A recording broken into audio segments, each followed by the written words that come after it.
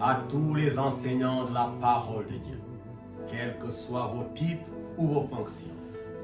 S'il vous plaît, arrêtez d'enseigner que Jacob a dû attendre 14 ans de travail chez Laban avant de pouvoir marier Rachel, sa bien-aimée. Cela n'est pas textuellement correct. Bonjour et bienvenue sur le sentier de la parole, là où l'on marche non pas avec les pieds, mais avec le cœur et l'esprit.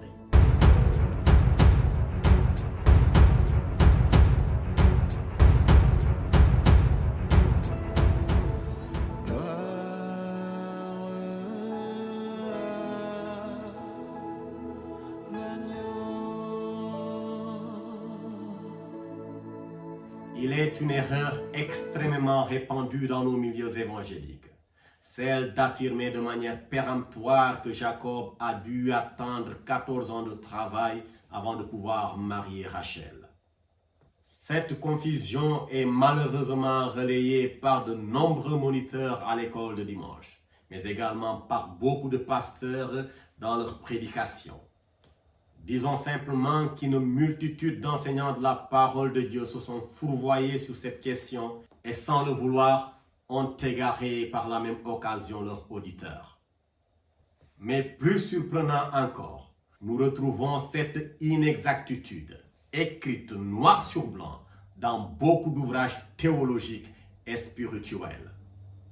Aujourd'hui, sur le sentier de la parole se donne pour mission de rétablir cette vérité chronologique sur le mariage de Jacob avec Rachel.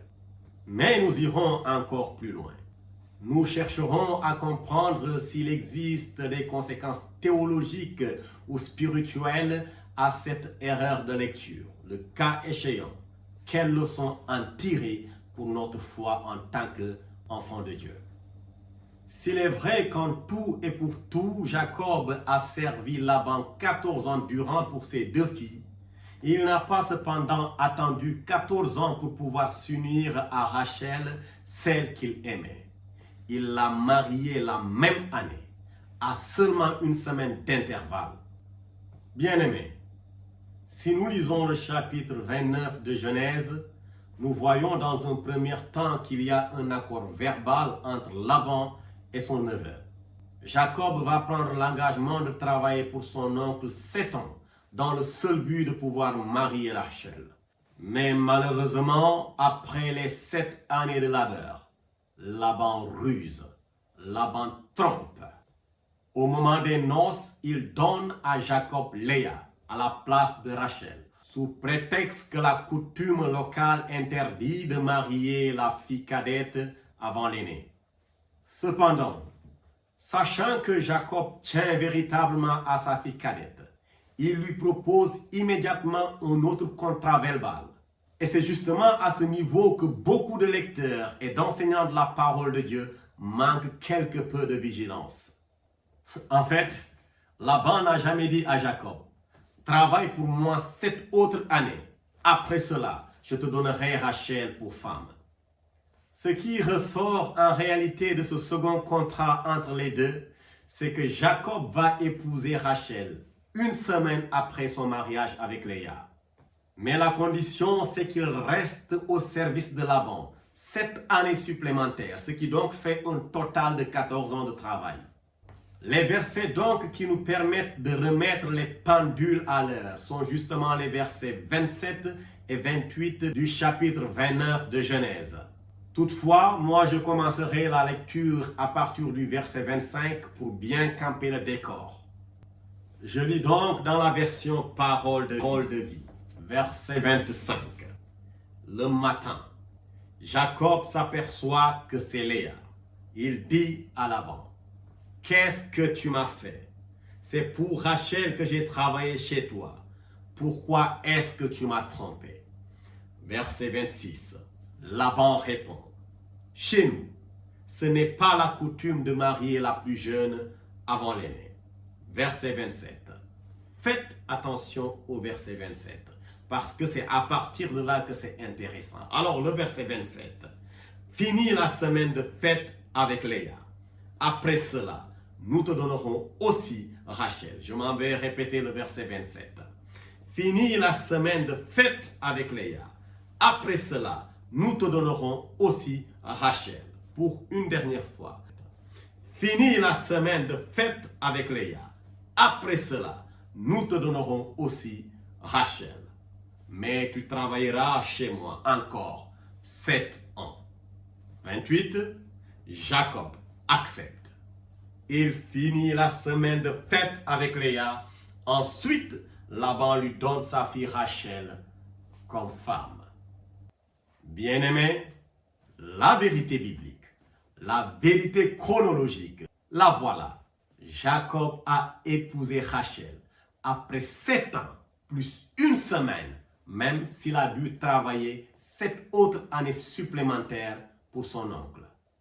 Après avoir rétabli cette vérité chronologique, voyons maintenant ce qu'une telle erreur peut causer, tant sur le plan théologique et spirituel que sur la crédibilité des enseignements que nous dispensons. Bien-aimés, que ce soit sur le plan théologique ou spirituel, l'erreur de dire que Jacob a dû travailler 14 ans avant de marier Rachel ne change pas la vérité centrale de cette histoire en ce qui concerne la persévérance de Jacob et les bénédictions qu'il a reçues de la part de Dieu. Cette confusion n'est pas une hérésie, mais une imprécision. Elle n'est pas une hérésie puisqu'elle ne remet pas en cause la foi chrétienne ni les doctrines essentielles. Ce qu'il y a de plus fondamental dans ce récit n'est pas la durée exacte avant le mariage de Jacob et de Rachel, mais la fidélité du fils d'Isaac, malgré la tromperie de Laban. Cependant, même si cette confusion n'est pas une hérésie, nous n'avons pas tout de même le droit de l'alimenter, parce que cela peut affaiblir la crédibilité de l'enseignement biblique. Si les détails sont mal transmis, les auditeurs peuvent douter de la rigueur de l'enseignant. Cette erreur, aussi insignifiante soit-elle, est non négligeable, car elle touche à la fidélité dans la transmission de la parole de notre Dieu. Elle montre la nécessité d'enseigner avec exactitude, parce que tout simplement les détails nourrissent la confiance des croyants dans l'autorité de l'Écriture, d'où la nécessité d'être rigoureux dans la transmission et la retransmission de la parole de notre Dieu. Bien-aimés, la rigueur dans l'enseignement de la parole de Dieu. Je reviendrai très prochainement sur cet aspect, mais retenez ceci. La rigueur dans l'enseignement biblique est bien plus qu'une question de détail. C'est une responsabilité spirituelle, une manière de montrer notre respect à l'endroit de la parole de Dieu. Que notre Dieu Christ Jésus vous bénisse.